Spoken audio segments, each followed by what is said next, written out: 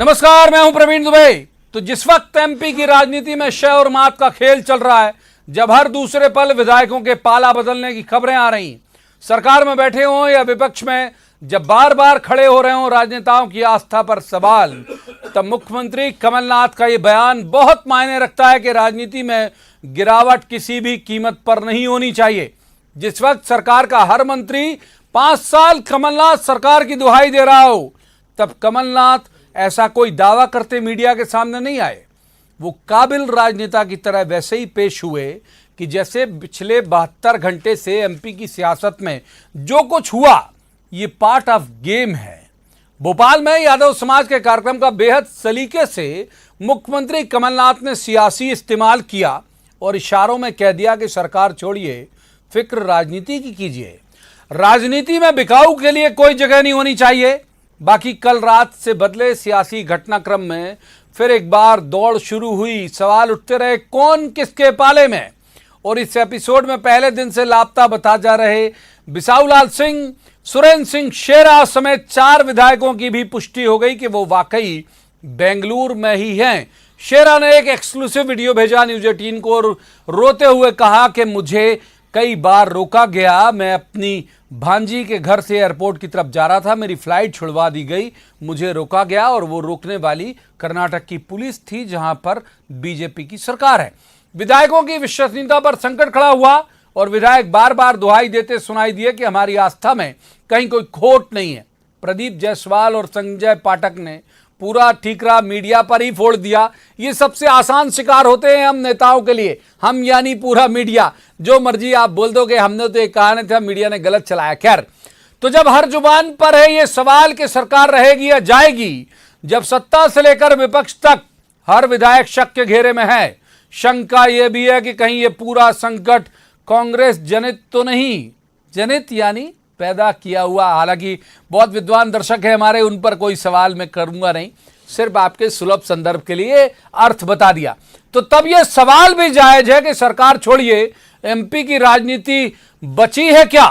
जवाब तो देना होगा, लेकिन पहले आपको दिखाते हैं एक रिपोर्ट, देखिए।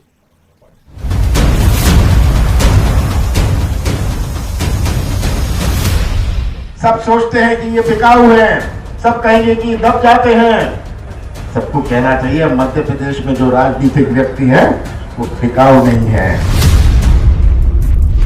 पिछले 72 घंटे से एमपी में चले सियासी घटनाक्रम के बाद सीएम कमलनाथ का ये बयान क्या इस पूरी उठापटक का सार है, या बहुत सलीके से कमलनाथ ने बात भी कह दी और इशारों में बता भी दिया कि सरकार किसी संकट में नहीं है। बीजेपी से लेकर कांग्रेस तक कितने नेता बोले, हर बयान नए दावों का, बयान नए आरोपों के साथ। निगाहें इस पर थी कि इस उठापटक के बाद कमलनाथ क्या बोलते हैं। तो कमलनाथ यूं सुनाई दिए कि बाजी चाहे अतफाल है, दुनिया मेरे आगे। राजनीति में जब गिरावट आती है तो ये गिरावट का मायने क्या है? सब सोचते हैं कि ये बिकाऊ है, सब कहेंगे कि दब जाते हैं। सबको कहना चाहिए मध्य प्रदेश में जो राजनीतिक व्यक्ति है वो बिकाऊ नहीं है। एमपी में पॉलिटिकल ड्रामा जिनके बयान से शुरू हुआ, अब तक दिल्ली से मोर्चा संभाले दिग्विजय आज भोपाल आए। संकट मोचक बनकर आए या संकट बढ़ाने, दावा बस ये था कि जो कहा था वो सामने आया। मैं जो कहता हूँ प्रमाण के आधार पर कहता हूँ। मैंने जो भी कहा एक एक बात, अगर आपकी कौन सी चैनल है 18 न्यूज चैनल को मालूम नहीं है तो जरा उसका रिसर्च कर लीजिए। इस सिरे से उस सिरे तक सरकार की मजबूती और विश्वसनीयता के दावे सुनाई देते रहे। सिंधिया समर्थक मंत्रियों ने इस माहौल में भी अपनी गुंजाइश देख ली।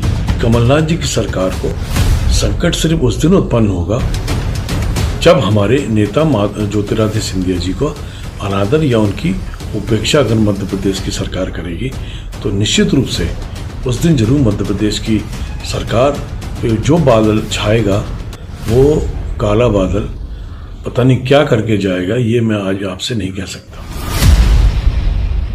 कि मैं किसी वरिष्ठ नेता के यहाँ, मध्य प्रदेश के किसी दिग्गज के यहाँ उनके बगले में मिलने गया। ये पूर्णतः असत्य पर आधारित है। और जो वीडियो क्लिपिंग आप दिखा रहे हैं कि सर छुपा के जो निकल रहे हैं, संजय पाठक है। बाकी बीजेपी बहुत सदी हुई चल रही है। भोपाल में क्या होगा